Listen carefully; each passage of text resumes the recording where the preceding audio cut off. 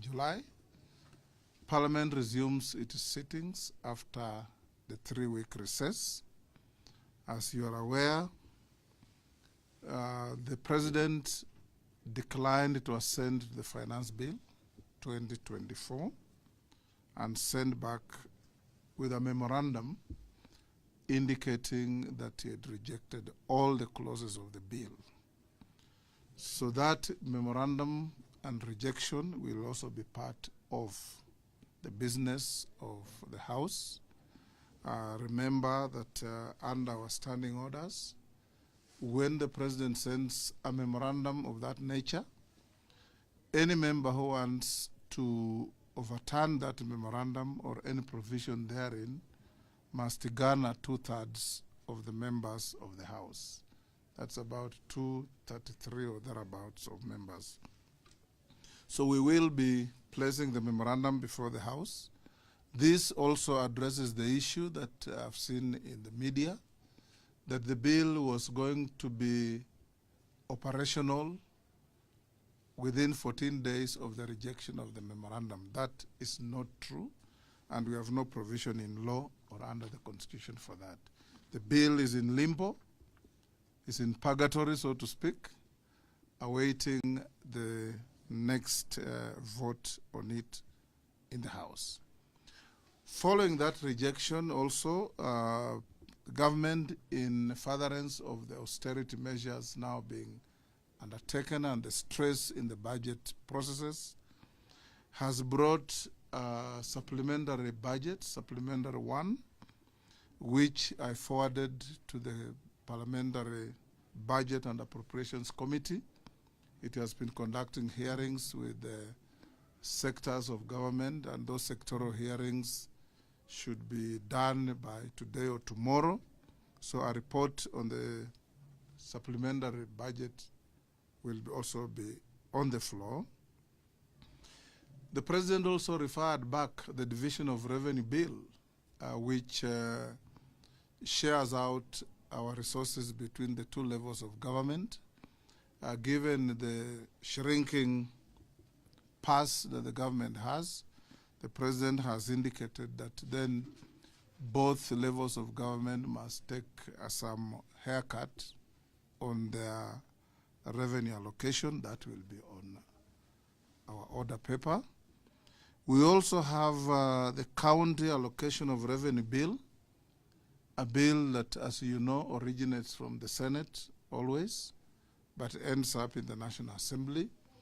The President referred it back to the Senate, also advising that the counties must take a haircut on their allocations.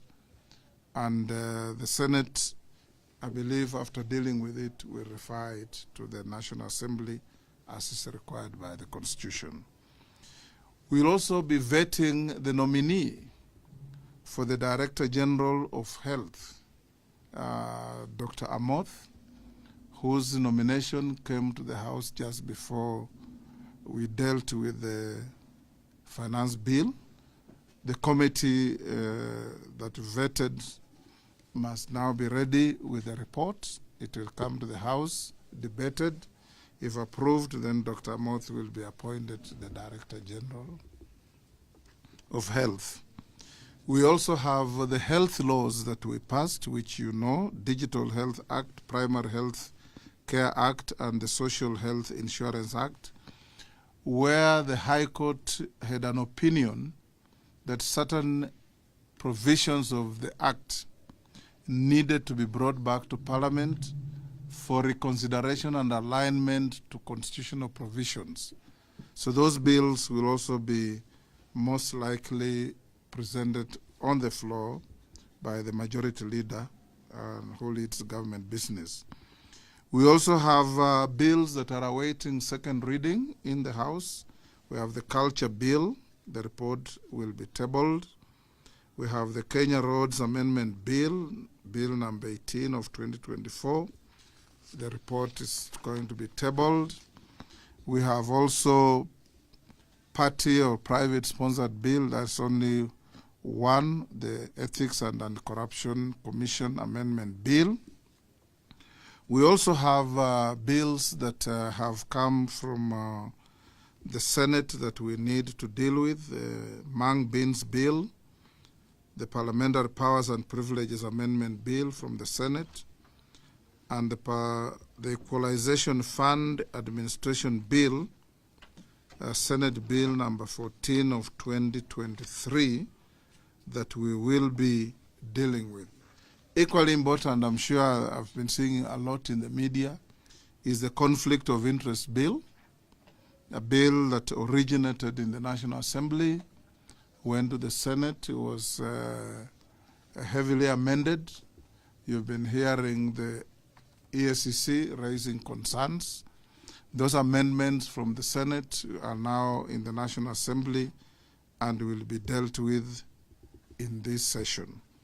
We have amendments to the sugar bill from the Senate, which will also be dealt with, and amendments from the Senate of the Food and Feed Safety Control Coordination Bill of 2023 and the Statutory Instruments Amendment Bill number 2 of 2023. These are all bills that originated from the National Assembly, went to the Senate. Senate, in their wisdom, preferred some amendments, and they will be sent back to the National Assembly. As you know, if the National Assembly concurs with the Senate amendments, the bill moves on for assent because it will have been passed.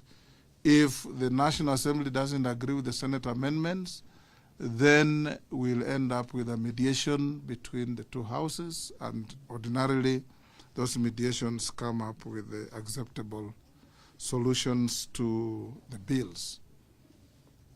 You also, I'm sure, are aware, I've been seeing in the media, allegations that there is any restriction on the media coming to Parliament.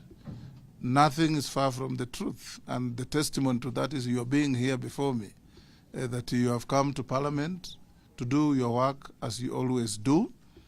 The only issue is that following the extensive damage that Parliament suffered, we have, as management of Parliament, allocated media that covers Parliament, space across the road at the Red Cross building, but we will be able to facilitate live coverage, as we have always done, access to any materials from Parliament to the media, and we will be able to ensure that the safety, security of Parliament, parliamentarians, our visitors, including the media, are guaranteed at all times without any inconvenience, because we have a duty as a House of Parliament to ensure that whatever we do is open to the scrutiny of Kenyans in wherever parts of the world they are through media circulation, media coverage. Thank you. Any question? You have many? Yeah? Oh yes, I've forgotten to inform you that we also have the process of reconstituting the IEBC. You know the President ascended to the IEBC bill recently. It was a public event at KICC, whereafter the time started to tick. Within 14 days of assent, we must have the selection panel in place. The nominating agencies of the selection panel are Parliamentary Service Commission, that's ourselves. We've already organized, we are going to conduct interviews for the nominated candidates by the majority and minority parties on Friday this week. The Interreligious Council is nominating 2 persons. They will send the names on or before Friday. LSK, the Law Society of Kenya, 1 nominee. We have the ISPAC, the accountants body, nominating 1 person who should be sent to us by the end of the week. And the PPLC, Political Parties Liaison Committee, will be nominating 3 1 from parties that are not represented in Parliament, and 2 from parties that are represented in Parliament, the majority coalition and the minority coalition. So we hope that by the close of the week, we should have the selection panel list ready to be sent to the President to appoint a chairman out of them, and the rest be gazetted not later than Tuesday next week to start their work. Yes, I'll start with you. Oh, yes, my name is Emmanuel Cho. Yes, Emmanuel. Just a couple of questions quickly. How much was the damage caused by the invasion that we saw in terms of money? Number 2, you said media is free to cover this place, but our colleagues Seth Olali and Stephen Leto were told their access was suspended. What's the fate of that? 1, the damage cost as assessed by our insurer was about 94 million Kenya shillings. That's the damage we suffered. We had insurance cover, so the insurance is taking steps. Work has started in restoring the damaged buildings and the damaged furniture, TVs, and other equipment within the precincts of Parliament. On the question of your colleagues, this issue came up when I had a meeting, not as myself, but the Parliamentary Service Commission met with the Media Council of Kenya, the Editors Guild, and the Parliamentary Journalists, what do you call it, the one of Haemba Association. We had a meeting and this issue also came up, and we informed the team that we met that no media house has suffered any and will not suffer any sanctions from Parliament. But we have reports that your colleagues that you have mentioned did not conduct themselves in keeping with the laid down rules and code of conduct and ethical behavior between Parliament as a host and the media houses that cover Parliament. The matter is before the Parliamentary Service Commission and the management boards of senior management in the houses for investigations. While the investigations are going on, it is only fair that we don't prejudice these investigations by asking the 2 gentlemen to keep away from the precincts of Parliament. That is not asking Royal Media Services to keep away, and that's the reason why you are here without any problem. Actually, I'm told Leto is not affected. It's only Seth Olale who is affected by this investigation, and it's going on. It is not just investigations by parliamentary bodies, but other agencies of government have been brought in because there was a total uproar from members that their security was heavily compromised by the conduct of this particular individual. I don't know him. I have no issues with him, but we have issues with what has been raised that was the conduct of the officer. Lastly, what is the fate of the 6 cabinet nominees who were brought back? Can they still go through the vetting process? Yes, they were dismissed.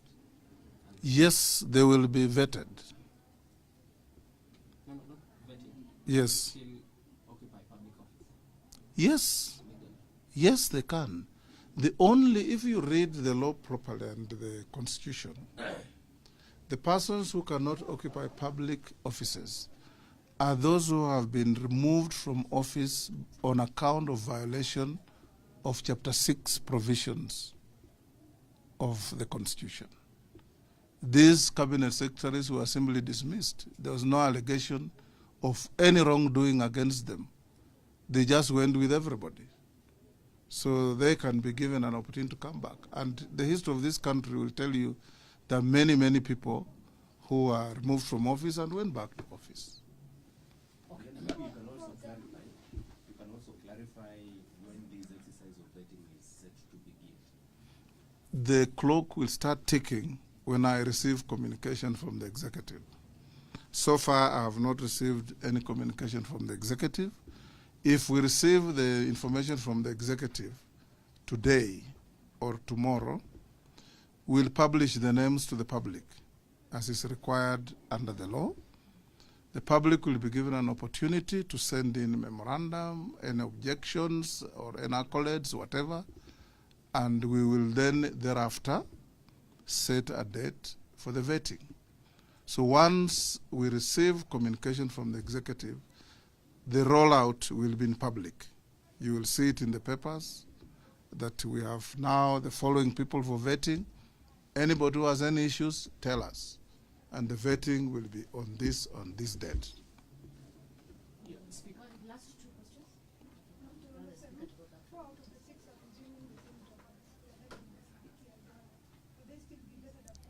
Yes, these are, in law, these are totally fresh appointments. The moment the president, as the head of the executive and head of government and head of state, pronounced himself that he had dismissed the cabinet, there ceases to be a cabinet. So these appointments are seen as fresh appointments, and they start from where they started when they were first appointed. The last one from Vincent. Okay. Speaker, my name is Vincent Afande. I know you, Vincent. Yeah, I just need clarification. Yes. You say the media personnel will be housed across the Red Cross. Yes. So do you have any time frame when we'll be coming back to our media center? As a matter of fact, the next media center is not going to be this prefab out here. We have a budget, and we have discussed with your leaders whom we met. We have rolled out a state-of-the-art media center. We have identified a suitable location within this parliamentary compound, and we are soon going to tender. And we have been advised that the construction, once the tender process is done, will not take more than 3-4 months. And you will enjoy working here because it's going to be a design of a building with your own contribution on how you can have your equipment, how you can engage among yourselves, how you can conduct interviews. We can have, you know, normally in Parliament, you can have interviews or press statements by a group of members.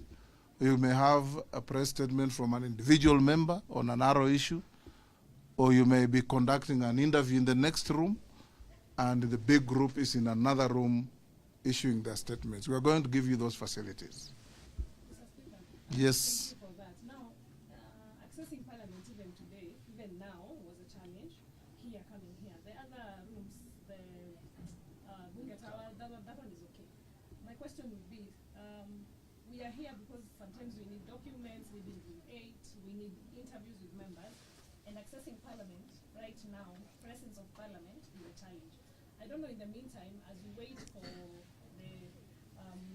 construction of The new center, I yes. don't know what are the interim measures you put in place to make it easier for us to access. There shouldn't be any issue. It's a challenge. even If, now. because my clerk is here, the clerk of the Senate and the Director General of our services, they have been directed by PSC. And we talked to your president of the Parliamentary Journalists Association, the Editors Guild, and Media Council, that for the security of Parliament, they are going to give you fresh accreditation badges. There should be no hindrance to that at all. You should just walk in. If the design is different with new security features, they'll give you a new one. When you come, you'll enter Parliament like any member of Parliament comes in because you have your badge, you have your security accreditation. So if there was any inconvenience, this is the first time you're coming in to talk to us since the unfortunate events of 3 weeks ago. From now going to the future, you want to come to the table office to get a document, nothing will stop you. You want to come to pick a document in my office as a speaker, nothing will stop you. You want to see the clerk, nothing will stop you. Thank you. I think there are issues that are addressed, especially nurses. But I just have one question, especially not on the welfare or the issues that are touching on what they are based, but concerning the presidential memorandum that you said you received. The one on finance bill. Yes, yeah, of the finance bill, not specifically financial resumption of revenue. Yes. The president has sent it back. I thought the president had signed that bill into law, and now it was an acta, and that is why the budget estimates were ahead the other way. What actions is that? Mhm. Pardon? You see, once you amend the county, once you have a memorandum on the county allocation of revenue, it has a bearing on the division of revenue. So the two are like twins, they go together. So when the division of revenue bill, which was ascended to by the president, was put in focus with the reference back of CARA, then the finance committee and the budget committee have to look at the division of revenue to amend it in line with CARA. You get the point? Yes. Because once you divide between the national government and the county governments, then the bulk goes to the Senate for allocation to each county.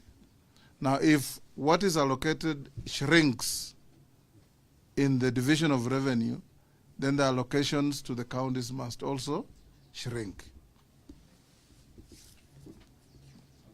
Anything else?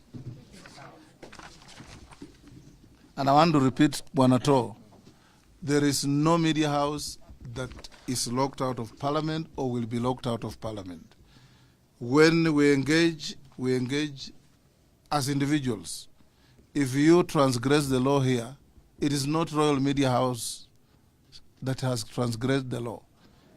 If KTN is accredited here and one of your journalists fights with a member or with a fellow journalist, that is not KTN fighting. That is an individual. And everybody carries individual culpability and responsibility, isn't it?